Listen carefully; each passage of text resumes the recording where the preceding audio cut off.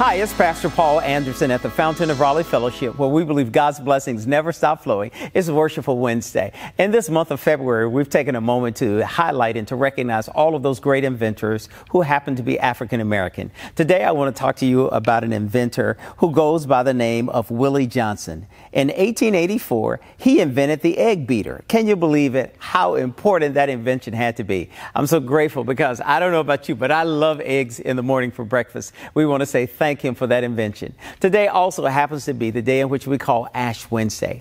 Ash Wednesday is that point that we find ourselves in what is known as the season that we prepare ourselves for as we get ready for Easter. It's that time that we call Lent. It is on Ash Wednesday that it begins to mark those 40 days leading up to Easter minus those Sundays. And so today I want you to look with me in our text for today. Out of Joel, the 2nd chapter, verses 1 through 2, we begin to see how God does something that is so powerful in this text on Ash Wednesday. He lets us see that, first of all, he sounds the trumpet. The trumpet is sounding to remind everybody of a few things. But one of the primary things is reminding them that a plague is coming. He says, sound the trumpet. In essence, let everybody know to get ready because calamity is about to come. Secondly, he says, everybody needs to know that calamity is coming because they're in fear and trembling.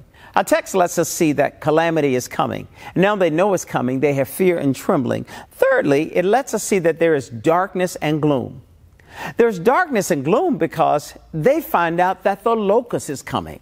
Now, when the locust comes flying in, it creates a cloud, insomuch so that people could not see the sun. It was darkness and gloom. When the locust came, it ate up all of their harvests. They knew that things were just going to be bad because the locusts were going to eat it all up, and there was nothing that they could do about it. This text reminds all of us that when we get to this point in our lives personally, when it seems as though we've heard a loud trumpet to remind us that calamity is coming, and then secondly, we see the calamity is here, and thirdly, we see the darkness, we have to get to what this text says, that we will see better days again.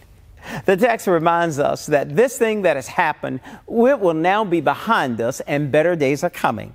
When I read this passage, I can't help but think about COVID-19. I want to remind you, don't you get weary, but just hold on. Many of us have to find ourselves holding on. We've had big celebrations that people have had in their lives, Super Bowl celebrations, basketball, football celebrations, and people have decided they want to congregate and get together. I want to remind you, we need to get this thing behind us. So let's practice doing all the right things that we need to do to keep it behind us so we can move forward. The text lets us see that this calamity that has happened to them, it's now gone and better days are ahead. I want to remind you, better days are ahead. Put your faith and your confidence in God and put your trust in Him.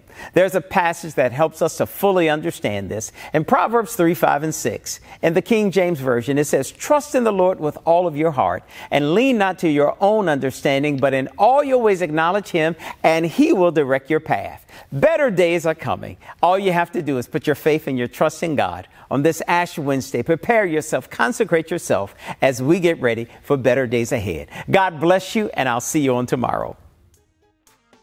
To sow a seed to the Fountain of Raleigh Fellowship, visit our newly redesigned website, thefountainofraleigh.org, and select Sow a Seed from the homepage. Also, giving has been made easier with the new Fountain of Raleigh app, available now in the Apple App Store and Google Play Store. Download today, select Giving from the main menu, and then follow the directions to complete your giving through Subsplash. Thank you so very much for all of your gifts and donations that you've given to the Fountain of Raleigh Fellowship. We thank you for what you've done in the past, what you're currently doing, and what you will do in the future. Your gifts and donations helps us to spread the gospel of Jesus Christ, not only locally, but throughout the world. Thank you again for your gifts, and may God continue to richly bless you. It is here at the Fountain that we believe that we are exceedingly and abundantly blessed, and may you receive those blessings that God has in store for you.